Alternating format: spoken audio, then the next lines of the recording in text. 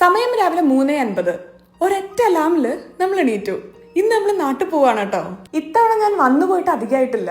5 മാസത്തെ ഗ്യാപ്പിലാണ് വീണ്ടും നമ്മൾ നാട്ടിലോട്ട് വരുന്നത്. പെട്ടിയെല്ലാം നമ്മൾ ഇന്നലെ പാക്ക് ചെയ്തായിരുന്നു. പിന്നെ ഡ്രസ്സും എടുത്ത് വെച്ചായിരുന്നു. ഇതൊരു 3 പീസ് ഔട്ട്ഫിറ്റ് ആണ്. ഇതൊന്നുമല്ല, കംപ്രഷൻ സോക്സ് ആണ് ഇന്നത്തെ താരം. കാല് സ്വെല്ല് ചെയ്യാതിരിക്കാൻ. പ്രഗ്നൻസിയിൽ ഞാൻ ഉപയോഗിക്കാൻ തുടങ്ങിയ ഏറ്റവും കംഫർട്ടബിൾ ആയിട്ടുള്ള ഒരു പ്രഗ്നൻസി ലെഗിനാണ് ഇത്. ഏത് മാസം വരെ വേണമെങ്കിലും ഉപയോഗിക്കാം. അത്ര സ്ട്രെച്ചബിളാ, വലിച്ച റബ്ബർ ബാൻഡ് പോലെയാ. ഇനി ഒരു ബ്ലാക്ക് ക്രോപ്പ് ടോപ്പും ഒരു ഡെനിം ഷർട്ടും കഴിഞ്ഞു, നമ്മൾ റെഡി. അല്ലെങ്കിൽ ആഡംബരത്തിന് ഒരു വാച്ചും കൂടെ ആവാം അല്ലേ. ഇനി മേക്കപ്പിൽ നമുക്ക് അധികം ആർഭാടങ്ങളൊന്നും വേണ്ട. ഒരു മോയ്സ്ചറൈസർ, ഒരു സൺസ്ക്രീൻ. രാവിലെ 4 മണിയാണേ, ഉറക്കം വരും. ഇനി ലിപ്സ്റ്റിക്കും കണ്ണെഴുതി പുരികൊക്കെ ഒന്ന് സെറ്റാക്കി ഒരു നാച്ചുറൽ ലുക്ക് പിടിക്കാം. ഓവറായോ? ഇല്ലല്ലോ. ഇത് ഞാൻ കഴിഞ്ഞ ആഴ്ച എനിക്ക് തന്നെ വാങ്ങിയൊരു ഗിഫ്റ്റാണ്.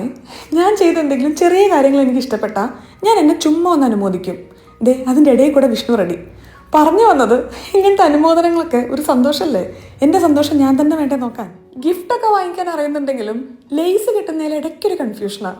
അങ്ങനത്തെ അവസരങ്ങളിൽ നമ്മൾ സഹായം ചോദിക്കാൻ മടിക്കരുത്. അങ്ങനെ ഫൈനലി നമ്മളിതേ റെഡി. ഒരു മിനിറ്റ്, ഒരു കാര്യം കൂടെ ഉണ്ട്. കുറച്ച് മെഡിസിൻസും സ്നാക്സും പിന്നെ ബുക്സും ഗാഡ്ജറ്റ്സും ഒക്കെ വെച്ച് ഒരു ഹാൻഡ് ബാഗേജും കൂടെ കയ്യിൽ വെക്കാം. ചിലപ്പോൾ ആവശ്യം വരും.